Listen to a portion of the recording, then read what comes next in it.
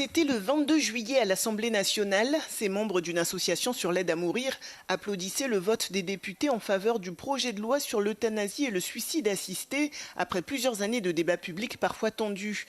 Ce vendredi, le Conseil constitutionnel a jugé que la loi est conforme à la Constitution, mais il a émis des réserves. Un établissement privé peut refuser de pratiquer l'aide à mourir. De plus, la clause de conscience qui permet de refuser de participer à l'acte ne s'appliquera pas seulement aux soignants, mais aussi aux pharmaciens qui refuseraient de préparer le produit létal. La juridiction s'est également prononcée sur un autre sujet brûlant, l'interdiction des réseaux sociaux aux enfants de moins de 15 ans, mesure phare du mandat d'Emmanuel Macron. Le texte devait entrer en vigueur en septembre, mais le Conseil a censuré cette loi au motif qu'elle porte une atteinte disproportionnée à la liberté d'expression et de communication, ainsi qu'au respect de la vie privée. Après l'annonce du Conseil, le président de la République a demandé au Premier ministre de retravailler le texte dans les meilleurs délais.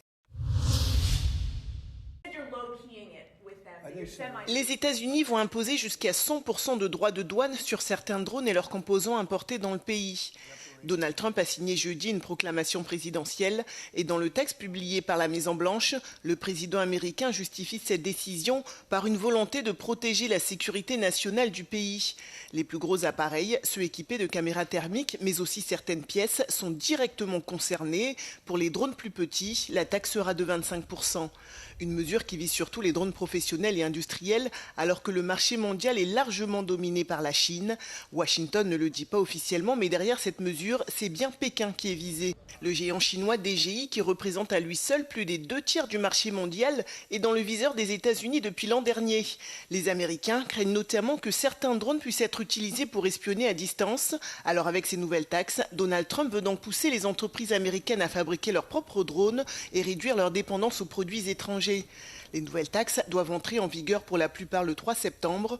La mesure risque de tendre un peu plus les relations entre Washington et Pékin, alors qu'est prévue en septembre une rencontre entre Donald Trump et Xi Jinping.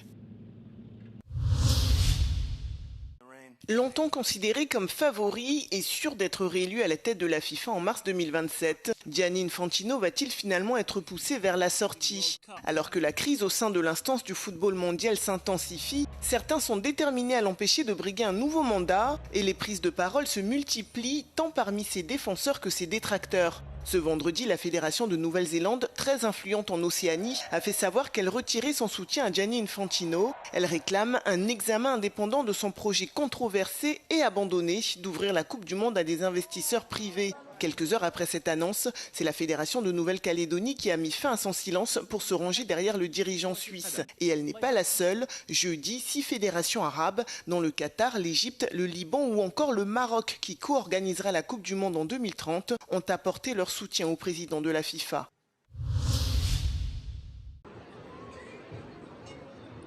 La Grand Place de Bruxelles est temporairement recouverte d'un immense tapis de fleurs. Cette installation, organisée chaque année au cœur de la capitale belge, est cette fois consacrée à la culture japonaise. L'artiste Hiro Sugiyama a reproduit la grande vague de Kanagawa, rendant ainsi hommage à son créateur, Katsushika Okuzai. もともとねはすごい色数を使っているんですけども、今回は花の色数に合わせて15、6色ということが制限があったので、その中で自分のデザインをどう見せるかっていうところにとても苦労しました。で、この場で来てお花を見ながら、その心配もなく本当に鮮やかに再現されていく姿を見てとても興奮しています。L'œuvre marque le 160e anniversaire des relations diplomatiques entre la Belgique et le Japon et symbolise, selon les organisateurs de l'événement, le rapprochement entre les peuples et les cultures. Long de 70 mètres et large de 24 mètres, le tapis est composé de plus de 700 000 fleurs. Jeudi, des bénévoles ont passé plusieurs heures à les disposer selon le dessin imaginé par Hiro Sugiyama. L'œuvre restera visible sur la Grand Place de Bruxelles jusqu'à dimanche.